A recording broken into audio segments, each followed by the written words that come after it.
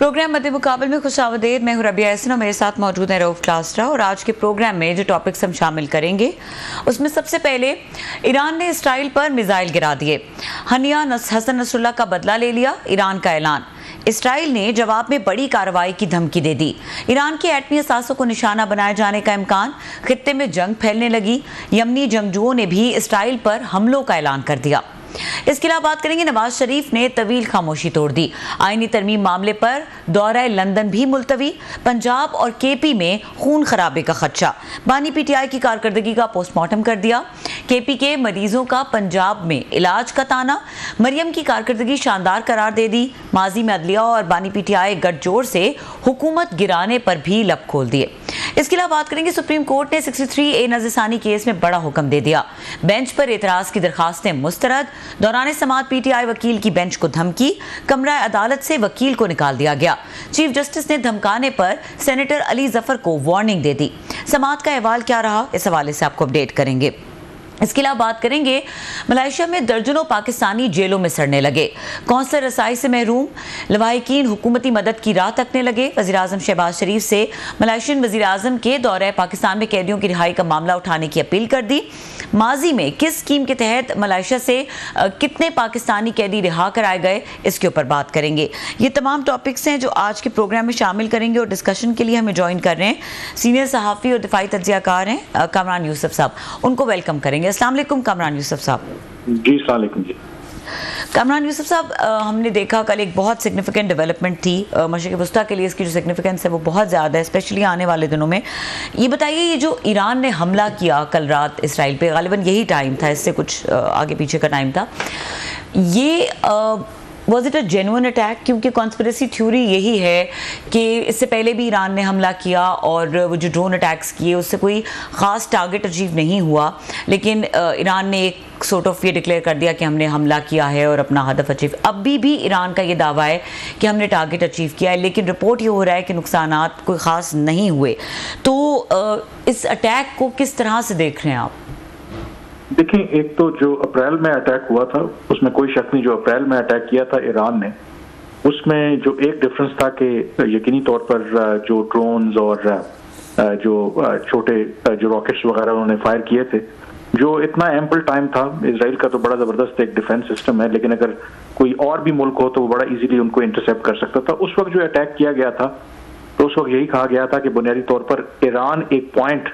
Convey करना चाहता था कि देखें, अगर आप हमारे खिलाफ इस तरह कार्रवाई करेंगे तो हम इतनी कैपेसिटी रखते हैं कि आपको हिट कर सकते हैं। लेकिन जो मैं कुछ मुबसरीन को सुन रहा था, दिफाई जो तज्ज़ियाकार हैं इंटरनेशनल और मिडल ईस्ट के, ये जो कल वाला ईरान ने कार्रवाई की है वो आई थिंक नुकसान बेशक इतना नहीं हुआ, लेकिन वो अप्रैल के मुकाबले में that was far more serious. उसमें 200 के करीब, जिसमें बेशतर जो हैं उन्होंने बैलिस्टिक मिसाइल जो है इस्तेमाल किए हैं। अब जो बैलिस्टिक मिसाइल्स होते हैं आमतौर पर उनकी जो स्पीड होती है, अदरवाइज जो ड्रोन्स हैं या जो रॉकेट्स हैं, शायद जो ईरान से इजराइल पहुंचने में जो अप्रैल में था 7 से 8 घंटे उसको लगते थे, लेकिन जो बैलिस्टिक मिसाइल्स हैं वो within no time, within minutes जो है वो इजराइल जो है वो पहुंच गए थे। तो इसलिए आज से कहा यह जा रहा है कि ये जो अटैक ईरान ने कल किया है ये that was far more serious. लेकिन उसमें जो इम्पोर्टेंट बात है, अगेन आई थिंक वो बड़ा कैलकुलेटेड इसलिए उन्होंने किया कि टारगेट्स उन्होंने कहा कि जी सारे वो मिलिट्री थे, किसी सिविलियन इंस्टॉलेशंस को टारगेट नहीं किया गया। उसके अंदर इम्पोर्टेंट सवाल आई थिंक इशू यही है कि ईरान एक तो उसकी प्रेस्टीज एट स्टेक थी, जो उसकी एक्सेस ऑफ रेजिस्टेंस जो ग्रुप्स हैं हिजबुल्लाह, हमास और उसकी क़यादत को जिस तरीके से इजराइल ने हालिया दिनों में एलिमिनेट किया है और इस्माइल हानिया की शहादत के बाद भी ईरान की तरफ से रिस्पांस नहीं आया था, तो ये उनकी मजबूरी भी थी डोमेस्टिकली भी, और जो मिडल ईस्ट के अंदर जितने उनके प्रॉक्सी ग्रुप्स हैं, अगर वो ये कार्रवाई ना करते तो यकीनी तौर पर इजराइल के सामने वो एक डिफीटिस्ट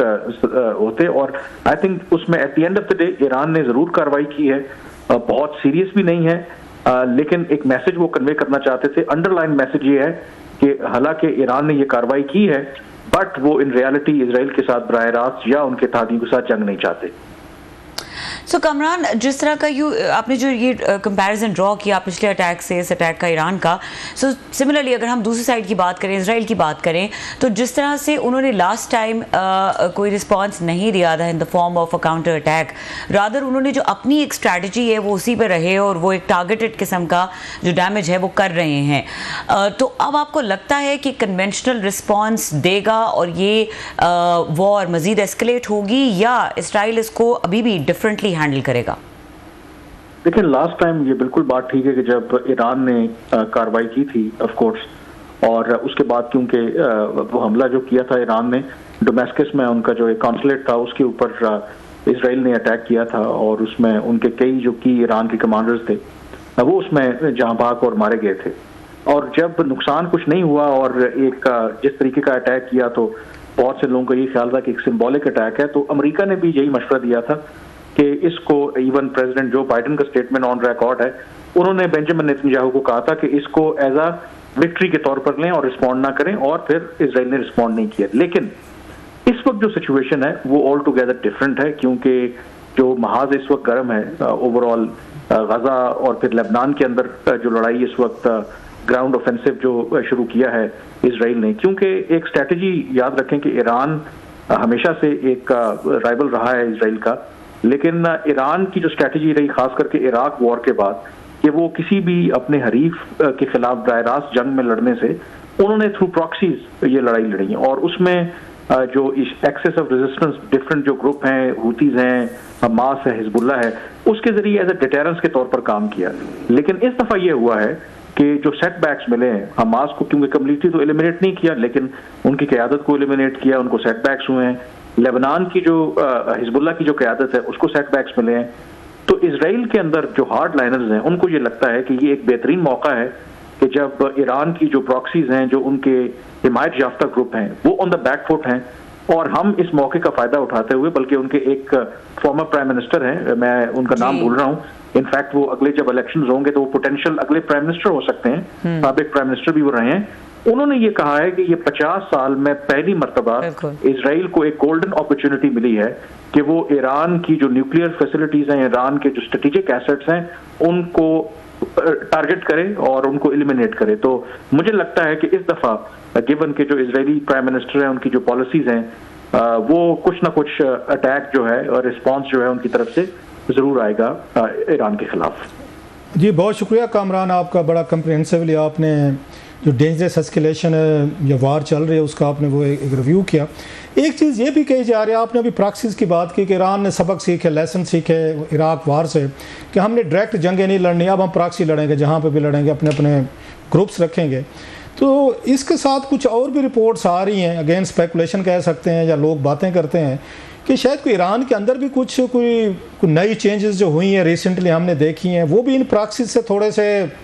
एक बैगेज है, बर्डन है, वो अपने आप को डिस्टेंस करना चाहते हैं। हानिया साहब की वो जो जहाँ शहादत होते उसके बारे में उस वक्त क्वेश्चन उठे कि किसने उनका लीक किया था, किसने बताया था, इन्फॉर्मेशन दी थी। अब इनकी देख नसरुल्लाह जो है, इनका देख लें कि इनकी भी अगर बताया जा रहा है कि शायद इनसाइडर जॉब है, उनकी लोकेशन दीगर चीज़ें जो हैं वो लीक की गई हैं, या पहले पेजर्स वगैरह जो थे पेजर फटे थे। तो आपको लगता है कि ये कहीं ना कहीं पर यह भी कोई अंडरस्टैंडिंग हो सकती है कि पहले इन प्रॉक्सीज़ को हैंडल कर लिया जाए जो आपके लिए प्रॉब्लम पैदा करते हैं या हमारे लिए करते हैं, फिर बाद में बैठ के बातचीत कर लेंगे, क्योंकि आपस में कोई मसले का हल निकाल लेंगे।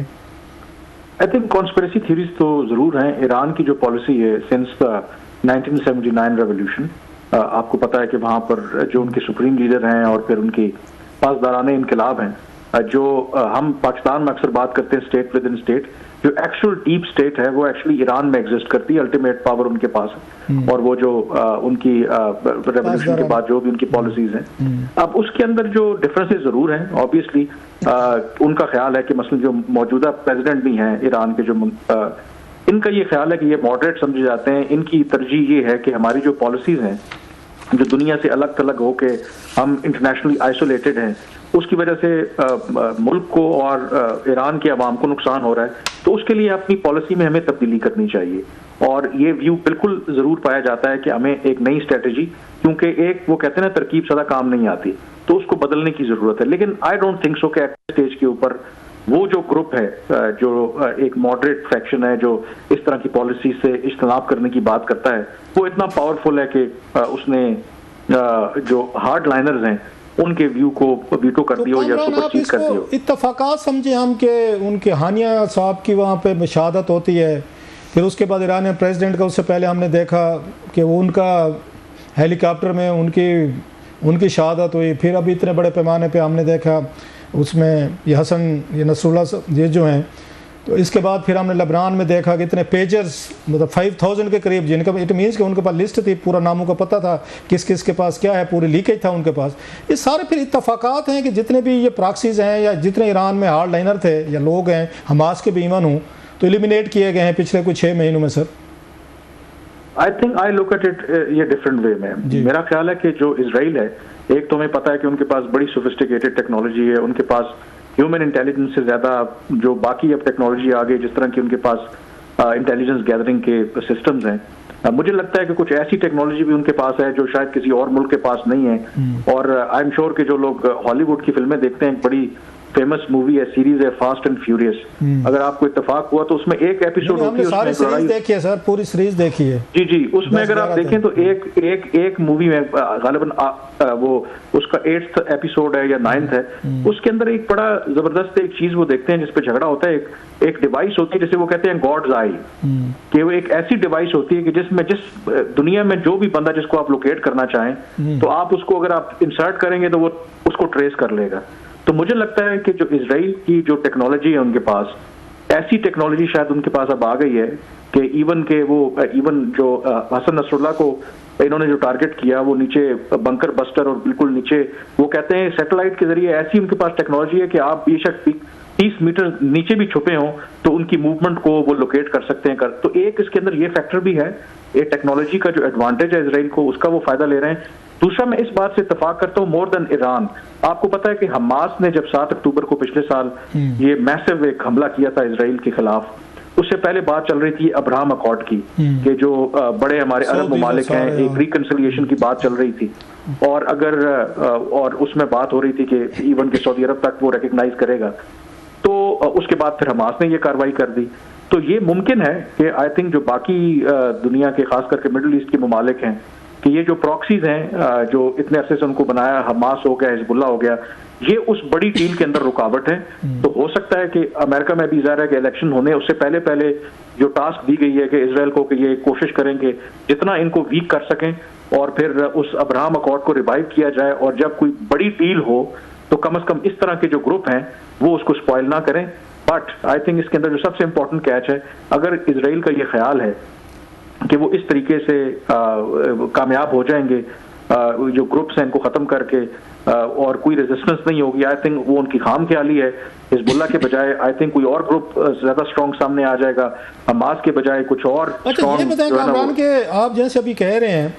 कि यहाँ पे हम चीज़ें देख रहे हैं कि टेक्नोलॉजी इतनी उनके, अभी उन्होंने मुजाहरा भी किया है, उन्होंने तो वार को नेक्स्ट लेवल पर वो ले गए इसराइल जो है, वो तो ड्रोन एज भी ख़त्म हो गई, मिसाइल भी ख़त्म, जहाज़ भी ख़त्म, वो तो उन्होंने टेलीफोन, मोबाइल और पेजर्स के ज़रिए वो वहाँ तक ले गए टेक्नोलॉजी जो है। तो ईरान के पास तो नहीं है टेक्नोलॉजी, ना इनके मेरा ख्याल उसके पास है, रशियन जो इनके मेन इनके सपोर्टर थे या वो वेपन्स वगैरह कुछ दिए होंगे। तो ईरान इनके पास जब नहीं है टेक्नोलॉजी, उन्हें पता है कि हम इतनी ये बरतरी नहीं रख सकेंगे, तो कोई थोड़ी सी सम टाइम वो ठीक है आपकी बात कि ईरान इनका अपना एक प्राइड है, उनकी सिविलाइजेशन है, हज़ारों साल अपना कौम को फ़ख्र होते हैं अपने चीज़ों पे, ये तो फिर अपना बहुत बड़ा नुकसान करेंगे। जैसे अभी खबरें आ रही हैं कि जैसे आप भी बता रहे हैं कि नेक्स्ट अटैक जो है वो इनके एटॉमिक इंस्टॉलेशन या जो भी हैं इंफ्रास्ट्रक्चर उस पर करेंगे। मौका तो मिल गया, अब वो तो शायद चाहते थे कि हैं जनाब के 2 हाथ इस दफ़ा कर लें, जो उनका प्राइम मिनिस्टर भी कह रहे साबिक। तो इसमें तो ईरानी इनको लगता है कि वो थोड़ा सा दुनिया पे साबित करने के लिए भी हम डरे नहीं हैं, हम कमज़ोर नहीं हैं, बुज़दिल नहीं हैं, तो वो तो बहुत बड़ी एक गेम में फंस गए शायद। ठीक है, बिल्कुल गेम में फंस गए हैं। और लेकिन ईरान के लिए भी बड़ी कैच 22 सिचुएशन है। अगर ईरान फर्ज करेंगे दोनों साइड पे, आई थिंक वो आप मुश्किल सूरत हाल है। एक, अगर वो रिस्पॉन्ड ना करते, इस्माइल हानिया की शहादत पर उन्होंने रिस्पॉन्ड नहीं किया, खामोशी इख्तियार की, फिर हसन नसरुल्लाह उनके बहुत बड़े वो एसेट थे, उनको उन्होंने एलिमिनेट किया, अगर इस दफा भी रिस्पॉन्ड ना करते तो एक जो सबसे बड़ा डायलेमा था, इसका मतलब है कि इजराइल तो इम्बोल्डन होता कि आप देखेंगे ईरान तो कुछ भी नहीं कर सकता हमारा, अब अगला हमला ईरान पे करेंगे तो ईरान ने कोई रिस्पॉन्ड नहीं करना। तो आई थिंक उसमें फिर उन्होंने जो कैलकुलेशन में यही समझा गया कि एक डिटेरेंस के तौर पर इजराइल को बाज रखने के लिए कि हम ये कार्रवाई करते हैं, क्योंकि अगर हम नहीं करेंगे तो उन्होंने फिर भी करना है हमारे खिलाफ। ऑप्शन वो दे रहे थे शायद, अभी हमने तो एक लेमैन अंडरस्टैंडिंग अप्रोच है, कौमों के अपने साफ ज़रा प्राइड और ईगो के मसले होते हैं। एक तो वो ऑप्शन दे रहे थे, आ रही थी खबरें, रिपोर्ट्स में पढ़ रहा था कि अगर जो इस वक्त गजा में वो जो 100 इस वक्त यरगमाली हैं, अगर उनको रिहा कर दिया जाए तो वो कह रहे थे हम सीज़ फायर के लिए तैयार हैं। तो आप समझते हैं ना कि ईरान स्ट्रेटेजिकली या डिप्लोमेटिकली अपने आप को बाकी उससे बचाने के लिए उसमें रोल प्ले कर सकते थे कि उन 100 को छुड़वा कर सीज़ फायर होती तो कम से कम ईरान खुद को अपना सेफ साइड पर रह सकते थे। Again was it possible? मेरा ख्याल है कि इजराइल की जो इस वक्त स्ट्रेटजी है वो तो सीज़ फायर चाहते ही नहीं है, क्योंकि आज भी मैं देख रहा था कि किया है, उन्होंने लिंक किया हुआ है, आपको पता उन्होंने लिंक किया हुआ है उनके रेफ्यूजी, उनके साथ जो उनके वो जो बंदे उनके पास यरगमाली जो वो जो डील देखे ना, वो तो डील का ऑब्वियसली हमास तो कहते हैं कि एग्री था कि जो उन्होंने यरगमाल बनाए हुए हैं तो उसका वो उधर छोड़ेंगे और उसके तहत फिर वो होगा। लेकिन जो इजराइल है वो मेरा नहीं ख्याल कि वो खुद अभी आ रही थी अमेरिका से, मेरा ख्याल बाइडन या किसी की मैं स्टेटमेंट पढ़ रहा था, कोई इंटरनेशनल चैनल पे देख रहा था कि वहाँ से उन्होंने स्टोरी लीक की थी कि अगर वो कर दें तो हम उसको सीज़ फायर करेंगे। बहरहाल में आप इसको बेहतर जानते हैं जी। लेकिन मेरा ख्याल है कि वो जो अमेरिका का भी एक दोगली पॉलिसी है वो ऊपर ऊपर से कहते हैं, लेकिन अदरवाइज क्योंकि बड़ी सिंपल सी है, अगर वाकई अमेरिका सिंसेयर है तो वो एक वो धमकी लगाए और इजराइल की सिक्योरिटी असिस्टेंस रोक दे या कहे कि जी हम आपको प्रोवाइड नहीं करेंगे ये वेपन्स और ये चीजें, तो मेरा ख्याल है कि इजराइल वो खुद करे। मेरा ख्याल है कि